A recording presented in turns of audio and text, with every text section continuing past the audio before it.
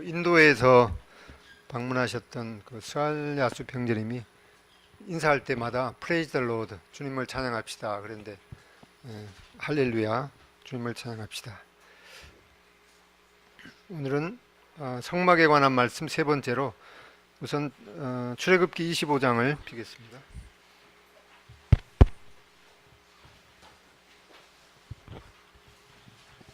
마이크가 한쪽이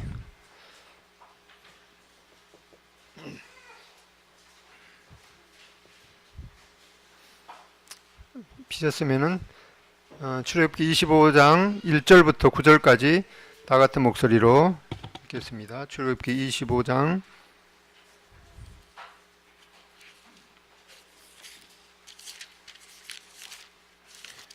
1절부터 9절입니다. 시작. 여호와께서 모세에게 일러 하시되 이스라엘 자손에게 명하여 내게 예물을 가져오라 하고 무릇 즐거운 마음으로 내는 자에게서 내게 드리는 것을 너희는 받을지니라. 너희가 그들에게서 받을 예물은 이러하니 금과 은과 놋과 청색, 자색, 홍색 실과 가는 배실과 염소털과 붉은 물들인 수양의 가죽과 해달의 가죽과 조각목과 등유와 관유에 쓰는 향품과 분향할 향을 만들 향품과 호마느며 애복과 흉패에 물릴 보석이니라. 내가 그들 중에 거할 송소를 그들을 시켜 외어 짓되 무릇 내가 내게 보이는 대로 장막의 식양과 그 기구의 식양을 따라 지을지니라. 아멘. 네, 오늘 말씀은 이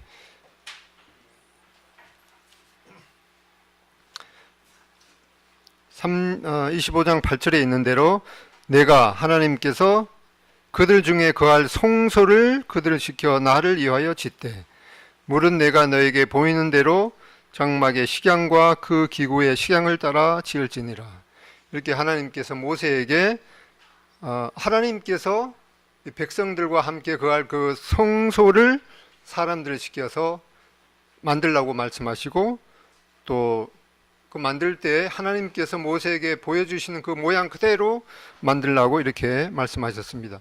그러니까 이 성막은 이 하나님께서 설계하셔서 사람들로 하여금 이 하나님과 사람이 만나는 그 장소를 초소를 지으라고 말씀하신 것을 보게 됩니다.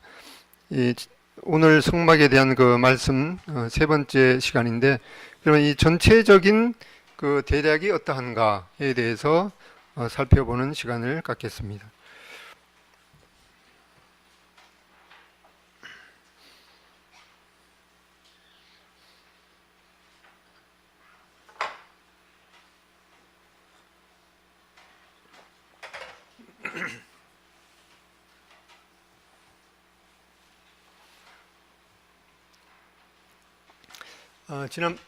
작년에 이스라엘 성지 순례를 갔던 것 중에서 성경에 나오는 대부분의 지역을 많이 방문했는데 그 중에서 가장 기억에 남는 장소를 꼽으라면은 여기입니다.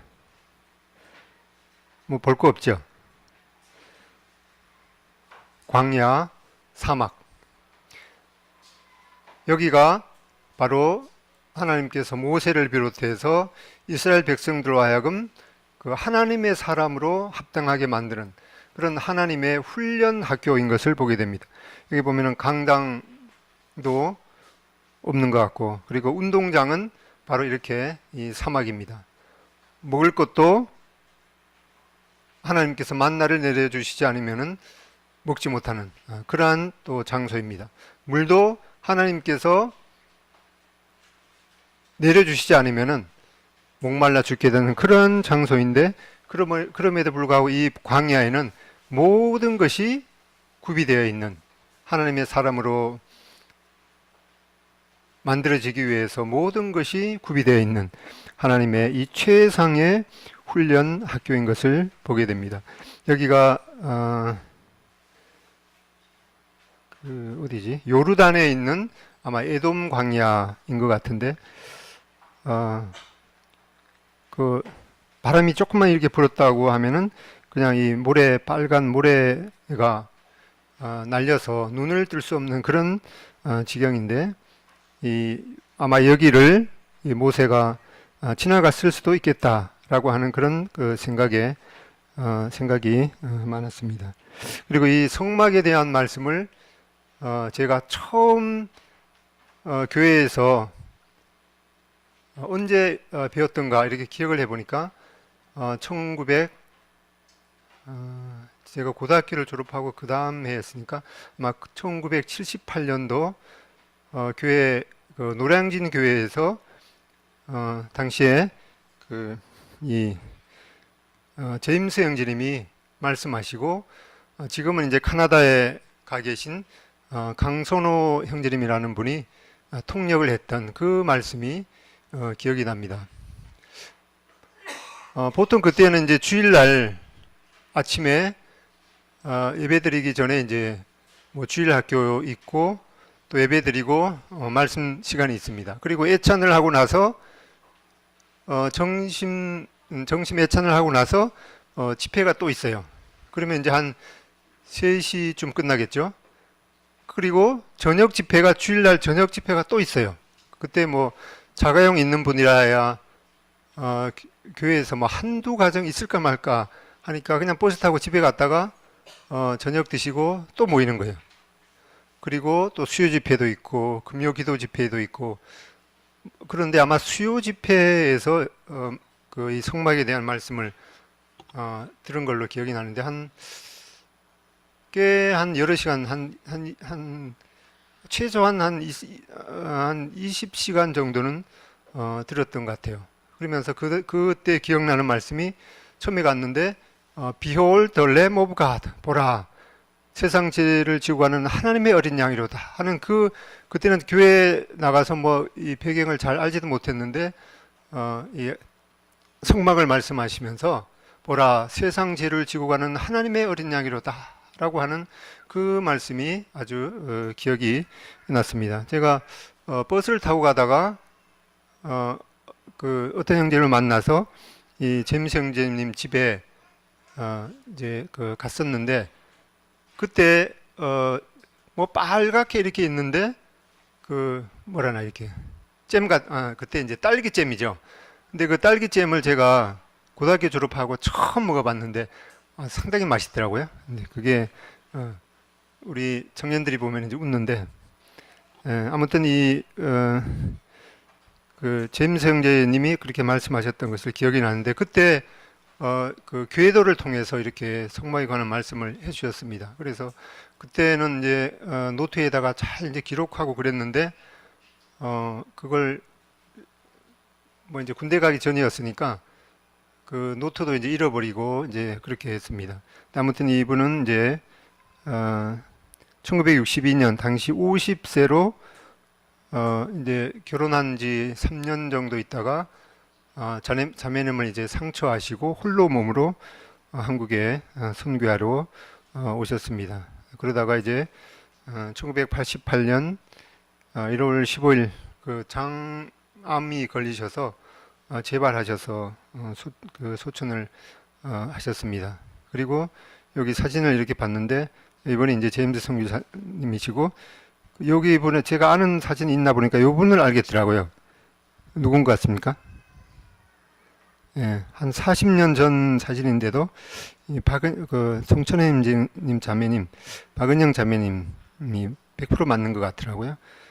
예. 그리고 또 다른 분이 있는데 이제 월버 맥카피라는 이분이 원래 건축 감리사로 한국에 선교사로 오셔서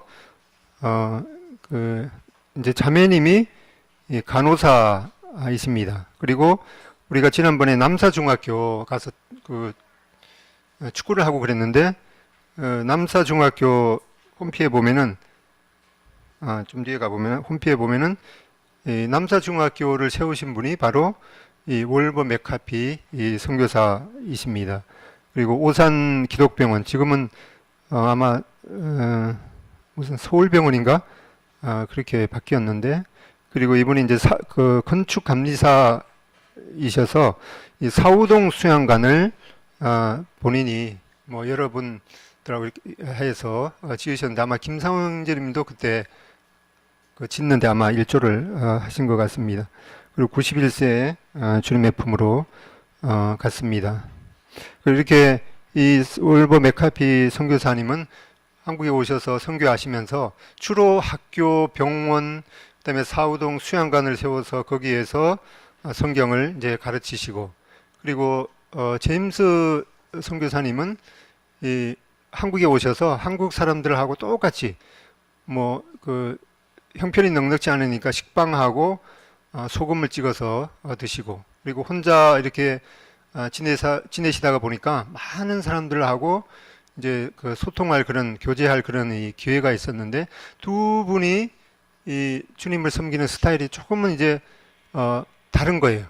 이 맥카피 선교사님은 주로 학교, 병원 이렇게 해서 교육을 구체적으로 시키고, 또 이 제임스 선교사님은 이제 그런 타입은 아니니까 한국 모임이 객관적으로 이렇게 볼 때 두 선교사님의 그 영향을 이렇게 편향이 없이 잘 그 좌로나 우로나 치우침 없이 그렇게 받으셨다면은 좀 더 그 우리 모임이 더 부흥할 수 있는 그런 계기가 되지는 않았을까 하는 그런 이제 아쉬움이 있는데, 물론 뭐 그런 가운데 결과이기는 하겠지만은 왜 그렇게 됐는가 하니까 이제 제임스 선교사님 같은 경우에는 혼자 계시다 보니까 이 뭐 형제님들이 어느 시에 뭐 밤에 한밤중에 불쑥 가서 교제하다가 그 집에 그냥 자도 되는 거예요. 그리고 이제 한국어를 잘 못하시는 것이 오히려 그게 유익이 되어서, 그때는 뭐 영어를 이렇게 구체적으로 배울 그런 기회가 많지 않았기 때문에 그분이 한국어를 잘 못하시는 것이 오히려 유익이 되었죠. 그러면서 이제 그 맥카비 선교사님 같은 경우에는 가정이 있으니까 뭐 저녁 때 되면 이제 교제하기가 좀 제한이 있죠. 그러다가 보니까 이 제임스 선교사님의 영향을 이렇게 많이 받아서 이 교육이라든가 또 병원 이런 것들 위주로 선교하는 이 맥카비 선교사님의 영향을 좀 그 많이 받지 못한 이제 그런 아쉬움이 있게 되었습니다. 이게 이제 원래 오산 기독병원인데 지금은 오산에 있는 서울병원으로 이제 바뀌었죠. 그 후에 뭐 이렇게 운영할 그런 또 후세가 없어서 지금은 이제 저희들하고는 전혀 뭐 관련이 없이 이렇게 되었습니다.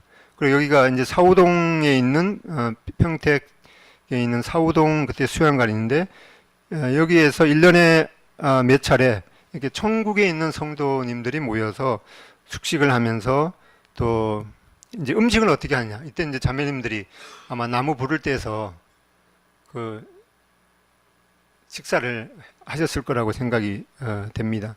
근데 이것도 이제 그 후에 이 약간 큰 규모죠. 이런 것들을 관리할 그런 뭐 이런 걸 하자면 상당히 모임 전체적으로 관리하고 후원해야 되는 그런 형편인데, 옛날에는 이런 안목들이 조금 이제 부족해서 이것도 이제 다른 기관으로 그 이제 팔려진 거죠. 그래서 지금은 바로 이 자리에 세계 성막복음센터라는 그 이 다른 이 교단에서 이 건물을 인수해서 여기에서 이 성막에 대한 것을 실제 측량 1:1 그 측량해서 그 크기로 이렇게 만들어서 여기에 이제 관람하실 수가 있는데, 이 성막에 대한 내용을 배우시고 한번 여기 관람하시면은 실제적인 그런 아주 교육이 되리라고 생각이 됩니다.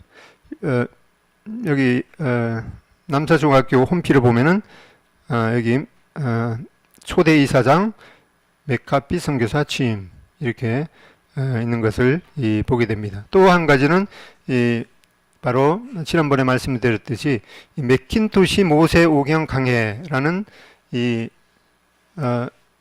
해리 아이언사이드가 세상에 있는 모든 책이 없어지더라도 성경하고 이 맥킨토시 모세 오경만 있어도 족하다라고 했을 만큼 이 모세 오경, 창세기, 출애굽기, 레위기, 민수기, 신명기는 이제 두 권으로 되어 있습니다. 이 맥킨토시 모세오경 강해는 천무후무한 이 모세오경에 관한 이 강해서인데 바로 이분에 관한 이 생명의 말씀사 홈피에 이 소평이 있습니다. 근데 그대로 복사해서 했는데 보면은 19세기 영어권 기독교 집단에서 탁월한 작가들을 가장 많이 배출한 형제단, 프리머스 형제단 출신인 그는 이 집단들 가운데서도 가장 많이 읽히는 책을 저술한 작가이고 이 평을 얻게 한 작품이 바로 본 작품인 모세오경 강해다.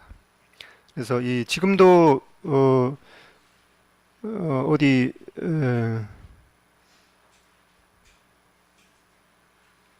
갓피플 몰인가 거기에 보니까 이렇게 아직도 이 책을 재판을 해서 판매를 하고 있는 것을 봤는데 이 말씀에 대해서 관심이 있으신 분은 꼭 읽어서 수십 번 읽고 또 후세들에게 물려줄 만한 그런 아주 가치가 있는 책임을 보게 됩니다. 그래서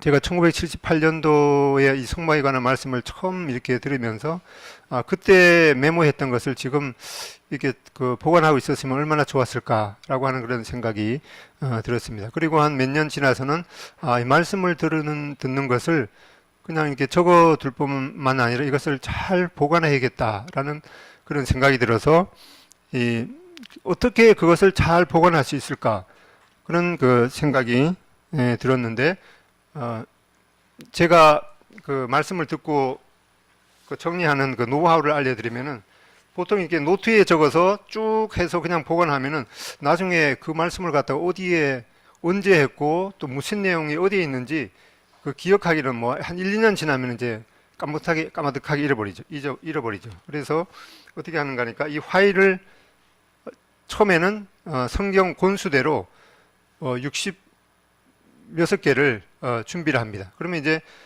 그 본문의 말씀이 만약에 오늘처럼 뭐 출애굽기에 관한 말씀이다. 그럼 이 파일에 여기 출애굽기에서 언제 어디서 누가 말씀을 하든지 이 출애굽기에 관한 내용은 노트에 적었다가 나중에 정리할 때 뜯어서 창세기에 관한 내용은 창세기 파일에, 그 다음에 레위기에 관한 파일은 레위기 파일에 이렇게 해서 66개의 그 파일을 이렇게 쭉 관리를 합니다. 여기 보니까 뭐 87년도에 어떤 분이 이 출애굽기 12장에 관한 설교 말씀을 하신 거, 그리고 어떤 거는 이거는 이제 아마 78년도에 레위기에 관한 말씀을 그 신병학 형제님이 지금은 이제 소천하셨는데 그때는 이제 타이핑도 없었기 때문에 아주 그분이 이제 명필이시잖아요.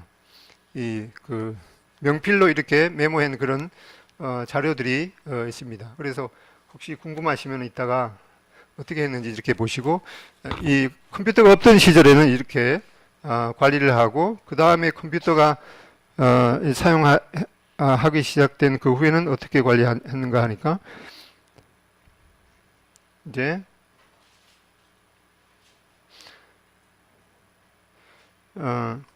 우선 그 예화라든가 사진이 있으면은 그걸 이렇게 000, 900 종교, 철학, 종교, 사회, 자연, 기술, 예술, 언어, 문학, 역사. 이거는 뭔가 하니까 도서관에 가면은 십진분류법이라고 되어 있습니다. 그래서 어떤 성경에 관한 그런 예화라든가 또 역사적인 자료 그런 것들이 있으면은 그걸 복사해 갖고 예를 들어서 예술에 관한 그런 부분이다. 그러면 이제 여기다가 집어 넣는 거죠. 뭐 이제 이 줄탁통시라는 이제 그런 한자가 있는데 이것은 그 병아리가 깨어날 때 어머니하고 또 그 병아리 안에 있는 그 태아가 같이 이렇게 죽게 된다.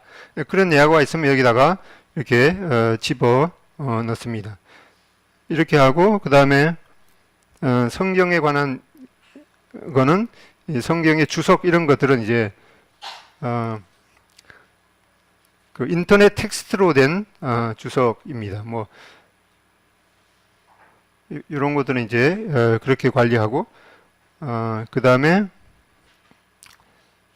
구약, 신약 이제 책별로 이렇게 관리를 합니다. 그러면 이렇게 창세기부터 쭉 이렇게 스가랴까지 하고 또 여기 본문에 만약에 전체적인 그런 내용이 되면은 그냥 구약 전체 공통이다 이렇게 해서 여기 뭐 창세기 관한 내용이면 여기다가 이제 다 이렇게 사진이라든가 이런 거니까 이 사진gat들이 다 저작권이 있기 때문에 어디에서 무슨 사진을 찍어서 이것은 창세기 관한 내용일 거다 하면 여기다가 일단 사진을 이렇게 집어넣고 그 다음에 이제 그렇게 번호를 하는데 여기에다가 이게 번호를 집어넣습니다. 그러면은 이제 첫 번째는 이제 그냥 1번 이렇게 하면은 이게 순서가 바뀌어 버려요.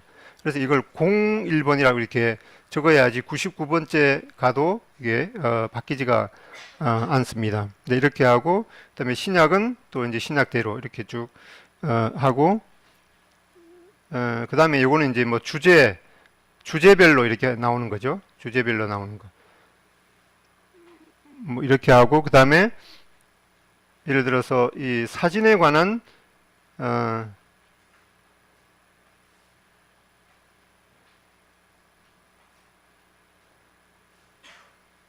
뭐 성경 지리 문화에 관한 것이다 이렇게 하면은 여기 뭐 갈릴리 그 다음에 사마리 이런 사진들이 이거는 이제 뭐 기도원에 관한 이런 뭐 사진이라든가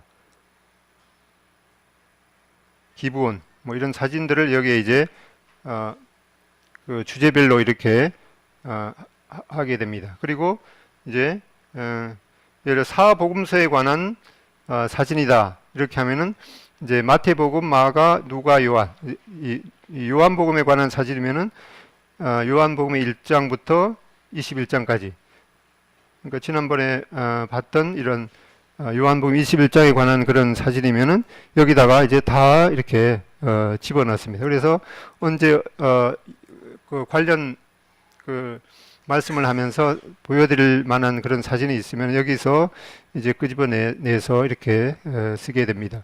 그래서 이 자료를 보여드리는 것은 특별히 청년들이 말씀을 이렇게 잘 기록을 할 뿐만 아니라 그걸 정리하고 요즘은 어떻게 하면 잘 꺼내 쓰는가 그게 관건이죠. 물론 뭐 급하게 이렇게 인터넷에 들어가면은 이제 그 자료를 구할 수도가 있겠지만은 그런 자료들이 또 합당치 않은 그런 그 사진일 수가 있기 때문에 자기가 잘 말씀을 듣고 그것을 기록해서 저장하고 또 우리 청년들이 언제 어느 때까지 계속 그냥 앉아만 있는 것이 아니라 어느 시기에 또 교회를 짊어질 그런 또 책임이 있기 때문에 말씀을 잘 배우고 기록하고 기록한 것을 관리하고 나중에 꺼냈을 수 있는 그런 그 능력을 잘 익히면은 좋겠습니다.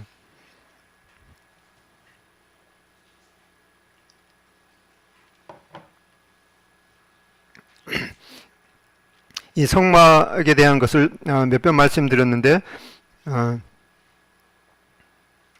이 대표적인 용어가 바로 성막, 그 다음에 영어로 이제 테버네클 미시칸이라고 히브리어는 이렇게 말씀하고 있습니다. 이 히브리서 8장 5절에 보면은 이것은 하늘에 있는 것들의 모형과 그림자이다. 또한 이것은 현재까지의 비유이다. 이렇게 말씀하고 있습니다. 이것은 모형과 이 그림자라고 말씀했는데 이 모형이라는 것이 구체적으로 무엇인가 하니까 이 신약 성경의 한 이 구속적인 진리를 보여주기 위해서 하나님이 특별히 정하신 이 구약 성경의 범상치 않은 실제 이렇게 이 성막에 대한 내용이 상당히 많은 내용을 차지하기 때문에 이거는 정말 범상치 않은 것입니다. 그런데 이걸 왜 그렇게 많은 양을 이렇게 기록해 주셨는가 하니까 신약 성경의 한 구속적인 진리를 보여주기 위해서 하나님께서 특별히 정하셨습니다. 이것은 이 사람일 수가 있죠. 그 다음에 사건일 수도 있고 그 다음에 사물일 수도 있고 이 제도일 수도 있고 의식일 수도 있고 또 직책일 수도 있고 이 행동일 수도 있습니다. 이 사람은 우리가 고린도 전서에 보면은 아담은 오실 자의 모형이다 라는 그런 말씀을 보게 됩니다. 이런 것들 통해서 히브리서 1장에 보면은 옛적의 선지자들로 여러 부분과 여러모로 말씀하신 하나님이 이 모든 날 마지막에 이 아들 예수 그리스도를 통해서 하나님이 어떠한 분이신가를 밝히 드러내셨다라고 하는 말씀을 보게 됩니다. 이러한 성막을 통해서 결국에 보여주시기를 원하시는 분은 바로 예수님이 어떠한 분이시고 또 어떠한 일을 우리에게 하실 것인가 라고 하는 것을 보여주고 있습니다. 그래서 주님께서도 옛적의 모세오경과 시편과 선지자의 글에 이 나를 가리켜 기록된 모든 것이 이루어져야 하리라 라고 하는 그 주님의 직접적인 말씀을 보게 됩니다. 이 성막에 대한 전체적인 큰 계율을 보면은 이렇게 약 7가지로 이렇게 볼 수가 있습니다. 여기 동쪽으로 된 문이 있죠. 그 다음에 여기 번제단이 있습니다. 그리고 여기에 이제 물두멍이 있고, 그다음에 성막 안으로 들어가면은 이 왼쪽에 금 등대가 있고, 그다음에 오른쪽에 이 진설병, 이 진설병이라는 거는 한자로 진열해서 배설해 놓은 이 떡이라는 뜻이죠. 진설병 상이 있습니다.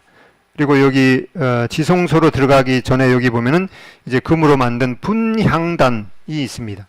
그리고 지성소 안에는 이 언약궤, 이렇게 7개의 기구가 이 대표적인 기구인 것을 보게 됩니다. 그래서 이 동문을 통해서 이 유일한 문이죠. 제물을 가지고 들어가게 됩니다. 제사장들이 이 번제단 위에 제물을 올려놓고 태워서 번제를 드리게 됩니다. 그리고 손을 이 물두멍에서 씻고 정결을 하게 한 후에 이 성소로 들어가게 됩니다. 성소로 들어가게 되면 왼쪽에 이 금등대가 있어서 성소 안에서 섬길 수가 있습니다. 그 오른쪽에는 그 12개의 떡을 이렇게 진열해서 배설해 놓았는데 제사장들이 이 떡을 먹으면서 봉사하며 하나님께 나아가는 새 힘을 얻게 됩니다. 또한 이 분향단에서 향연의 기도가 하나님께 상달이 됩니다. 그리고 대제사장이 1년에 한 차례씩 이 지성소로 들어가는 휘장을 열고 이 속죄소에 불을 뿌린 다음에 이 하나님의 말씀을 듣고 또 백성들의 모든 이 죄를 아뢰고 사함을 받는 그러한 것을 이렇게 말씀하셨는데, 이 처음에 우리가 봤듯이 이 광야 사막 가운데는 그 아무것도 없는 그런 환경이었지만 하나님께서 그 가운데서 바로 하나님과 사람이 만날 수 있는 그런 놀라운 이러한 장소, 이 성막, 다른 말로 이 회막을 만들라고 하신 것을 보게 됩니다. 이 전체적인 대략을 보면은 이제 출애굽기 25장부터 27장까지 이 성막에 있는 그런 내용들을 이제 제일 안쪽에 있는 언약궤로 시작해서 번제단으로 이렇게 쭉 말씀하십니다. 이것은 하나님께서 인간에게 이 자신을 계시해 주시는 순서입니다. 하나님께서 제일 안쪽에 있는 언약궤로부터 이제 바깥쪽으로 계시해 주십니다. 바로 심판주이신 하나님께서 이 보좌에서 이 속죄의 그 결과로 죄인을 받아주시는 이 번제단에서 바로 이 그 희생 제물이 태워지게 됩니다. 이 번제단으로 인도하셨는데 바로 그리스도 안에서 하나님께서는 이 완전한 은혜로 죄인에게 오신 것을 보게 됩니다. 그 다음에 이제 28장에서 29장에 보면은 이 제사장의 규례를 말씀하고 있는데, 이것은 바로 인간이 하나님께 나아가는 방법을 말씀해 주시고 있습니다. 이 제사장 자격을 가지고 하나님께서 임재하는 곳으로 나아가면서 이 제사장이 백성들을 대신해서 제사와 경배를 드리게 됩니다. 이것은 바로 그리스도 안에서 죄인들이 이 하나님의 완전한 그 공의를 의지하고 이 하나님께 나아가는 그런 길을 보여주고 있습니다. 그 다음에 이제 30장에서는 이 성막을 이 구체적으로 사용하는 그 지침에 대해서 말씀하고 있습니다. 분향단, 또 물두멍, 그 다음에 관유, 향을 피우는 향을 어떻게 만들 것인가, 이런 것들은 바로 이 하나님께서 모세가 이해할 수 있는 그런 순서에 따라서 하늘에 있는 것들의 모형을 이 단계적으로 보여 주셨습니다. 그리고 31장에서는 이러한 모든 성막에 관한 그런 기구들을 만들 일꾼을 이제 선택하시는 것을 보게 됩니다. 책임자 이 부살렐과 이 동역자 오홀리압을 부르셔서 하나님께서 지시한 그런 성막의 기구들을 만들도록 하셨습니다. 그래서 바로 이 성막을 통해서 속죄함을 받은 바로 경배자, 우리가 이 하나님께서 베푸신 그 놀라운 길을 따라서 하나님께서 임재하신 바로 지성소로 나아가게 되면은 바로 그 시선을 접하는 어느 곳에서나 주 예수 그리스도의 존귀하신 이름이 이 모든 기구들에 아로새겨 있는 것을 목격하게 될 것입니다. 그래서 대략적인 것을 보면은 이제 이렇게 7개의 그 기구들이 있는데, 바로 이 하나님께서 계시해 주실 때는 언약궤에서부터 이렇게 문까지 이렇게 계시해 주셨습니다.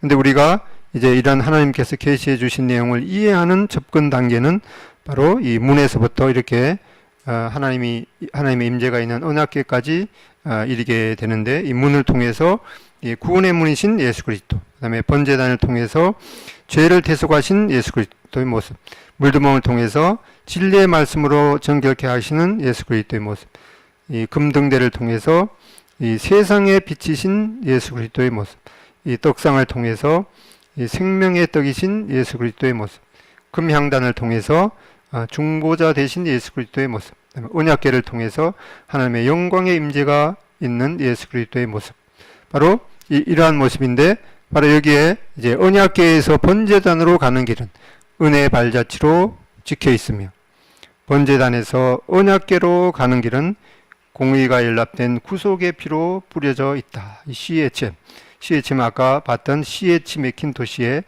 그 이니셜 사인입니다. 이 책을 꼭 사셔서 읽어보시면 좋겠습니다. 전체적인 대략을 보면 이 동문을 통해서 이 구원의 문이신 예수 그리스도의 모습을 보게 됩니다. 이 문이 유일하게 동쪽에 하나가 문이 있습니다. 주님께서도 요한복음 10장 9절에 내가 문이니 누구든지 나로 말미암아 들어가면 구원을 받고 또는 들어가며 나오며 꼴을 얻으리라. 주님께서 바로 문이라고 말씀하고 있습니다. 그다음에 번제단을 통해서 우리는 죄를 대속하신 예수 그리스도의 모습을 보게 됩니다. 바로 번제단에서 이 희생 제물이 그 안수를 통해서 죄를 이제 뒤집었습니다. 그런 다음에 그 제물이 이 번제단 위에서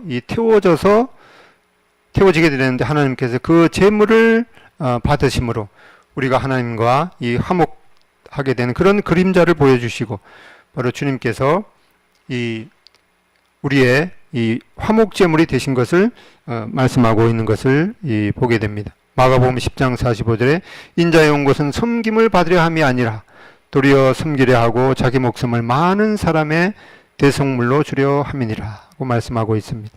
그다음에 물두멍을 통해서는 이 성결케 하시는 주 예수 그리스도의 모습, 번제단에서 희생 제물이 드려짐으로 이제 속죄를 받은 자가 계속 성결할 것을 요구한다. 내가 거룩하니 너희도 거룩할지니라. 베드로전서의 1장에 바로 이 레기 11장에 있는 말씀을 인용하시면서 기록되었으되 내가 거룩하니 너희도 거룩할지어다 하셨느니라.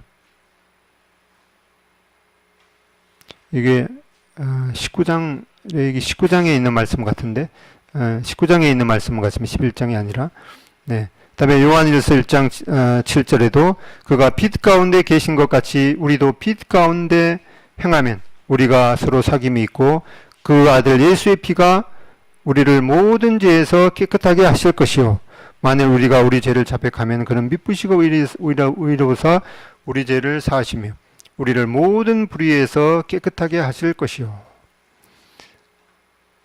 주님께서도 그들을 진리로 거룩하게 하옵소서. 아버지의 말씀은 진리니이다. 이렇게 이 물두멍을 통해서 계속해서 성결케 하시는 그런 주 예수 그리스도의 모습을 보게 됩니다. 금등대를 통해서는 바로 세상의 빛 대신 주 예수 그리스도의 모습을 보게 됩니다. 물두멍에서 손과 몸을 씻고 이제 성별되어서 성소에 들어와 왼편에 일곱 등잔에서 빛나는 불빛 아래서 이 제사장들이 하나님을 섬기게 됩니다. 주님께서도 바로 내가 세상의 빛이다 이렇게 말씀하시면서 나를 따르는 자는 어둠에 다니지 아니하고 생명의 빛을 얻으리라 이렇게 말씀하고 있습니다. 다섯 번째, 이 떡상, 이것은 다른 말로 이 진설병상, 진열에서 배설해 놓은 이 떡상이라는 그런 의미죠. 이 떡상을 통해서 바로 이 생명의 떡 주 예수 그리스도의 모습을 보게 됩니다. 이 성소 안에 들어가면은 왼쪽에 등대, 오른편에는 이렇게 진설병 상이 있어서 이렇게 12개의 그 떡을 매 안식일마다 새롭게 배설해 놓으면은 이 제사장들이 그것을 먹으면서 힘을 얻게 됩니다. 요한복음 6장 35절에 보면은 나는 생명의 떡이미니 내게 오는 자는 결코 줄이지 아니할 터이요 나를 믿는 자는 영원히 목마르지 아니하리라. 주님께서 바로 이 생명의 떡이심을 말씀하셨습니다. 그다음에 여섯 번째 기구인 이 분향단을 보면 이것이 이제 금으로 이렇게 되어 있습니다. 이것은 바로 이 중보자 대신 주 예수 그리스도의 모습을 보게 됩니다. 지성소로 들어가는 휘장 입구에 이 금 분향단이 있습니다. 이 제사장의 직무 중 하나가 바로 이 금 분향단의 이 향이 꺼지지 않게 계속 이 하나님께 이 상달되도록 하는 그런 임무가 주어져 있는데 시편 141편 2절에 보면은 나의 기도가 주의 앞에 분향함 같이 되며 나의 손이 손드는 것이 저녁 제사같이 되게 하소서. 이 기도가 바로 이 분향함과 같이 하나님께 상달되도록 기도하는 것을 보게 됩니다. 바로 디모데전서 2장 5절에도 바로 주님께서 하나님과 우리 사이에 유일하신 중보자가 되시고 주님께서 지금도 하나님의 보좌 우편에서 우리를 위해서 간구하시는 분이라고 말씀해 주고 있습니다. 일곱 번째로는 이 언약궤, 바로 하나님의 영광의 임재, 이것은 바로 이 쉐키나라고 하는데 하나님의 영광의 임재가 되시는 이 주 예수 그리스도의 모습을 이 언약궤를 통해서 보게 됩니다. 이 대제사장이 이스라엘 절기 중에 대속죄일, 이것은 7월 10일이죠. 7월 10일에 그 1년에 한 번 이 희생제물의 피를 가지고 이 지성소로 들어가게 됩니다. 그리고 이 지성소로 들어갈 때는 여기에 하나님의 영광의 임재가 임한다고 말씀하셨기 때문에 이 향을 피워서 이 속죄소를 가려야 했습니다. 우리가 이 밝은 태양을 우리 맨눈으로 볼 수 없듯이 하나님의 영광의 임재를 이 죄성이 있는 우리의 육신 눈으로 바로 이렇게 볼 수가 없기 때문에 여기에 이 향을 피우고 속죄소를 가려야 했습니다. 그리고 언약궤 위 속죄소에 이 언약궤에 있는 여기 속죄소에 이 피를 뿌린 다음에야 하나님을 이제 대할 수가 있었습니다. 그래서 우리는 이 그리스도의 보혈을 한순간이라도 의지 아니하면은 바로 그 자리에서 죽음을 당할 수밖에 없는 그런 우리인 것을 보고 이 주님께서 우리를 하나님 앞으로 인도하신 그 은혜가 얼마나 큰지 주 예수 그리스도를 말미암아서 감사드리게 됩니다. 출애굽기 25장 22절 거기서 내가 너와 만나고, 바로 여기 언약궤 위 속죄소 위에서 하나님께서 우리와 만나고, 속죄소 위 곧 증거궤 위에 있는 두 그룹 사이에서, 이 그룹이라는 것은 바로 이 심판의 천사를 바로 이 그룹이라 그러죠. 두 그룹 사이에서 내가 이스라엘 자손에 하여 너에게 명할 모든 일을 내게 이르리라. 이 대제사장이 이 언약궤에 있는 속죄소에 이 속죄의 피를 뿌린 다음에야 하나님께서 이 사람을 만나 주시는 것을 보게 됩니다. 그래서 우리가 하나님 앞으로 나아갈 때 우리의 그 어떤 것으로 하나님을 볼 수 없고, 바로 예수님께서 우리를 위해서 흘리시는 그 피를 힘입어서만이 하나님을 뵐 수 있는 그런 그 하나님의 은혜를 우리에게 주신 것을 보게 됩니다. 그래서 그 7개의 그 기구를 다시 한번 보면은 이렇게 동쪽으로 난 이 문, 그다음에 이 번제단, 그 다음에 이 물두멍, 그 다음에 이 금등대, 그 다음에 진설병, 그 다음에 여기 그 지성소로 들어갈 때 분향단, 그리고 지성소 안에 있는 언약궤를 보게 됩니다. 여기 이제 성막을 전체를 두르고 있는 그 세마포 이 울타리를 보면은 여기 그 방향이 우선 있죠. 이게 동쪽으로 난 문이고 여기가 이제 서쪽이 되겠죠. 그러니까 위가 그 북쪽, 여기가 이제 남쪽이 되는데 이 북쪽을 이제 위쪽으로 봤을 때 바로 이 가로가 100규빗, 세로가 50규빗, 그다음에 높이가 5규빗 되는 그런 세마포 울타리를 이렇게 치도록 했습니다. 그래서 이 규빗이라는 것은 이 팔꿈치에서부터 손 중지까지의 거리를 바로 한 규빗으로 말씀하고 있는데 대략 한 50cm 정도를 계산하면은 이 100규빗이니까 50m가 되겠죠. 그래서 이쪽 가로가 50m, 세로가 25m, 높이가 5m가 되는 이런 흰 세마포 휘장을 치도록 이렇게 했습니다. 그래서 겉에서 보게 될 때는 이 안에 있는 것들이 한 높이가 5m 정도 되니까 안에 있는 그 안에 무엇이 있는지 이 문으로 들어가지 않으면은 알 수 없는 그런 형태가 되는 것을 보게 됩니다.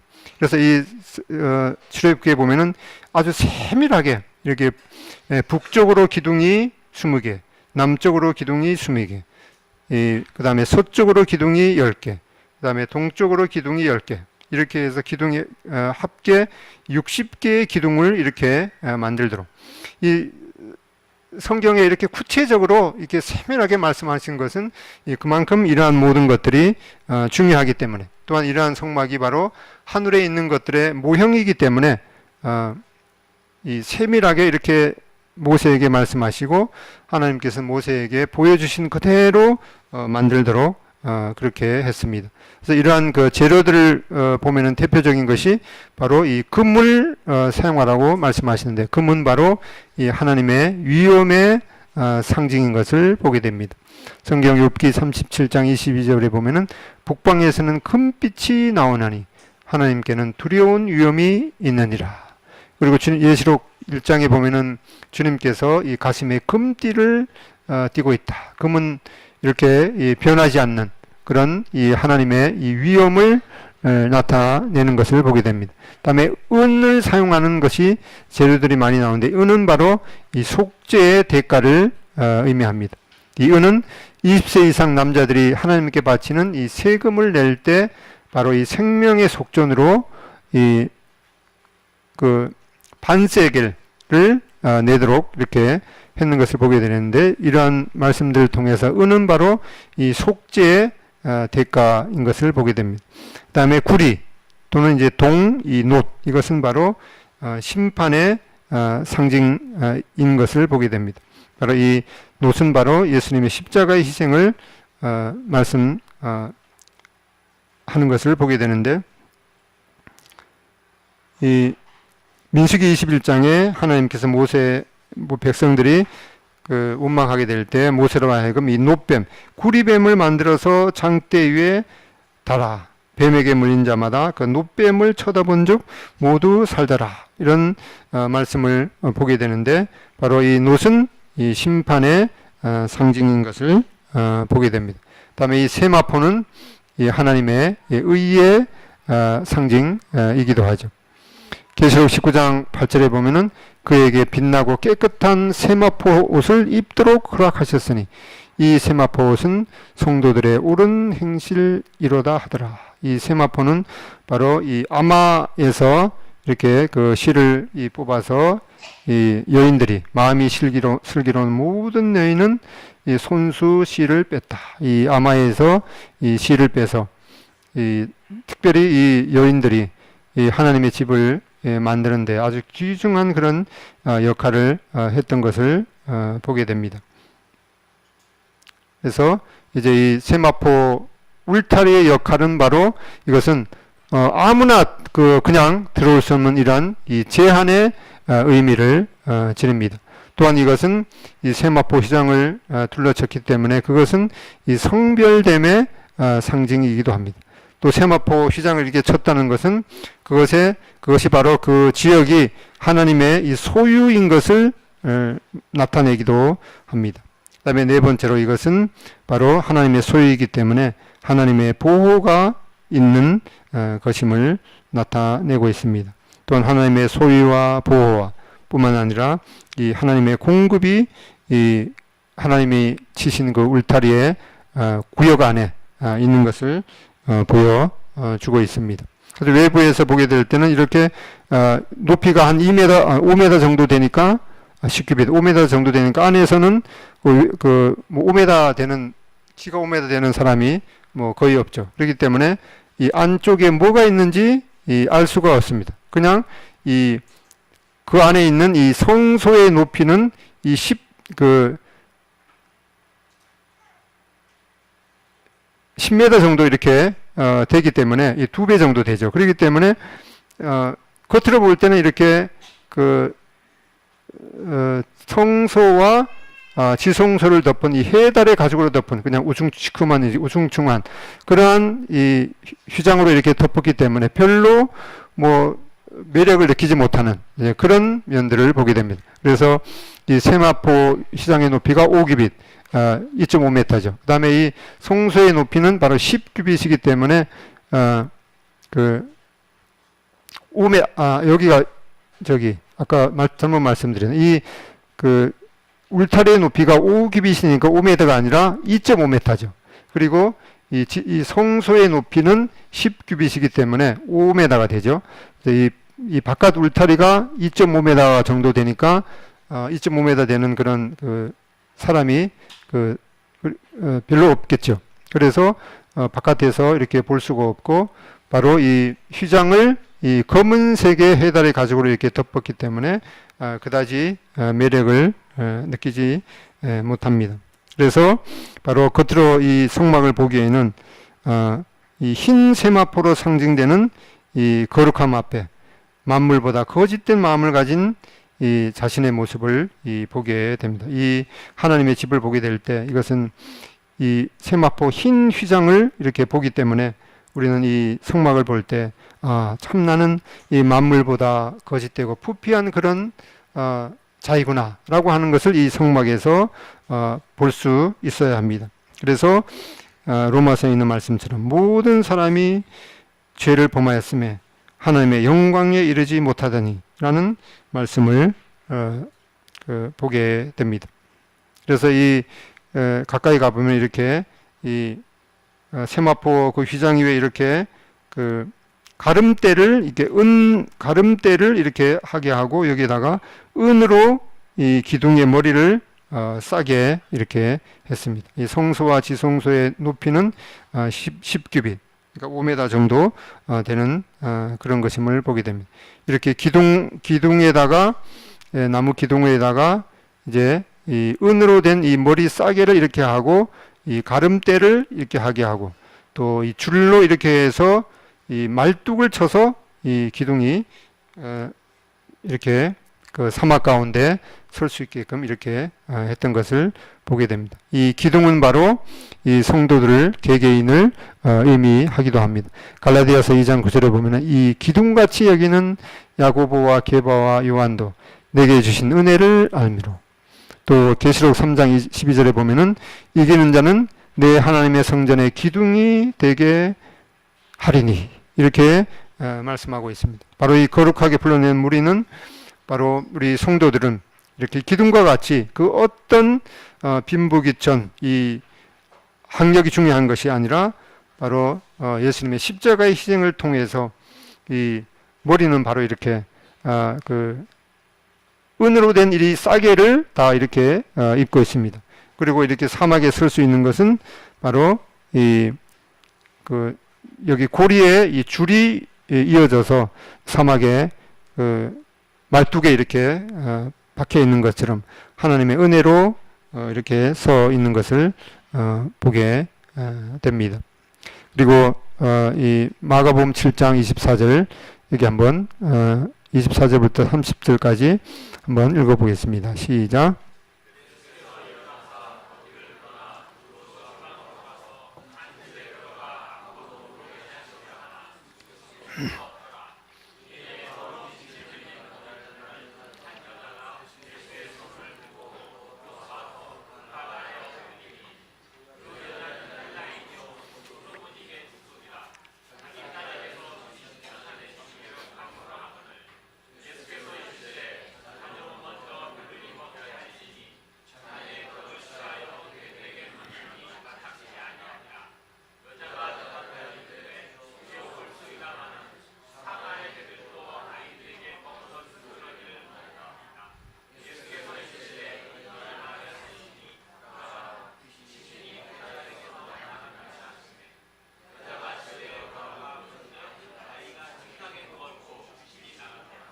네, 여기 보면은 여자가 이제 헬라인이었죠. 헬라인은 이방인이죠. 이방인 그 수로보니게 족속 그 어떤 여인이 이제 주님께로 와서 자기 딸을 귀신이 들렸는데 고쳐주기를 이제 구했습니다. 그러니까 예수님께서 뭐라고 말씀하시는가 하니까 자녀로 먼저 배불리 먹게 할지니 자녀의 떡을 취하여 개들에게 던짐이 마땅치 아니하리라. 누가 예수님 앞에 와서 이렇게 간구를 했는데 이러한 말씀을 들으면은 어떤 생각이 들겠습니까? 퍼뜩 생각하게 되면 나보고 개라고 하는 말씀인가? 그런 의미인 거죠, 사실은. 그래서 이 여인은 그냥 뭐 이런 말씀을 해주시나 하고 돌아갈 수도 있었지만은 이 여인은 정말 이 이방인은 그때는 하나님과 상관도 없고 하나님의 약속의 어떠한 부분에 대해서도 그 권리가 없던 그러한 자였던 거죠. 마치 이 들에 그냥 주인 없이 돌아다니는 그런 개에 지나지 않았습니다. 그것을 이 여인은 내가 바로 그러한 하나님과 전혀 이 하나님의 은혜를 하나님께서 나에게 떡 한 부스러기라도 던져주지 않으면은 나는 정말 살 수 없는 그런 자이구나 라고 하는 그런 겸손함과 또 간절한 마음으로 이 주님 앞에 나왔습니다. 바로 이 성막에 과연 이 성막 안에 무엇이 있을까라고 겉에서 생각하게 되기를 이 성막을 통해서 나는 만물보다 더 거짓되고 불피한 그런 하나님 앞에서 정말 이 거룩하신 하나님 앞에 이 영원토록 그 멸망을 받아서 지옥에 던져야 될 그런 마땅한 자이구나 라고 하는 그런 겸손한 마음으로 주님 앞에 나와야지 바로 이 하나님의 이 은혜를 받을 수 있는 것을 보게 됩니다. 이렇게 이 여인은 이 주님 앞에 이러한 그 이상한 말을 듣고서도 그래도 뭐라고 하는가 하니까 28절에 올소이다마는 상 아래에 있는 개들도 아이들이 먹던 부스러기를 먹나이다. 예, 주님, 저는 주님 없이 떠돌아다니는 그런 그 들깨와 같은 그런 자이지만은 주님께서 바로 이렇게 떡 부스러기라도 하나 주시기를 간구하는 그런 그 겸손함이 있었을 때 주님 29절 예수님께서 돌아가라, 귀신이 내 딸에게서 나갔느니라 하시니. 그래서 우리가 하나님 앞에 이 하나님의 집에 들어갈 때 어떠한 마음으로 들어가야 되는가라고 하는 것을 이 수로보니게 여인을 통해서 보게 됩니다. 이 겉으로 보기에는 이 성막이 뭐 별로 매력이 없는 그러한 것이지만은 그 안에 이 하나님의 모든 보화가 감춰져 있고, 제가 1978년도에 그 제임스 형제님으로도 들었던 말씀, 이 성막을 통해서 뭐라고 말씀하시는 거 하니까 이 성막을 통해서 보라 세상 죄를 지고 가는 하나님의 어린 양이로다 라고 했던 그 말씀을 다시 한번 생각하게 됩니다. 그래서 베드로전서 2장 5절 여기 말씀을 읽고 마치겠습니다. 너희도 시작. 너희도 산돌같이 신령한 집으로 세워지고 예수 그리스도로 말미암아 하나님이 기쁘게 받으실 신령한 제사를 드릴 거룩한 제사장이 될지니라. 바로 이 성막이 하나님이 거하시는, 하나님이 사람과 함께 만나는 그런 회막, 이 하나님의 초소인데 우리가 바로 이 하나님이 거하실 초소가 되기 위해서 이 신령한 집으로 세워지고 있다. 그래서 이 어떤 사람은 하나님의 집에 아주 그 기초돌이 되어서 주춧돌이 되어서 거기에 그렇게 하고 싶은 마음도 있을 수가 있겠지만은 그냥 그 하나님의 집에 아주 작은 그 벽에 작은 모래알갱이 하나라도 되어서 하나님의 그 집으로 하나님의 집에 귀중한 재료로 세워지게 되는 그러한 하나님이 기쁘게 받으실 신령한 제사를 드릴 거룩한 제사장이 될지니라 라고 말씀하고 있습니다. 우리를 하나님이 거하시는 이 하나님의 교회에 아주 귀중한 그 지체로 불러주신 것이 얼마나 큰 축복인 것을 다시 한번 생각해 보게 됩니다. 기도하고 마치겠습니다. 아버지 하나님,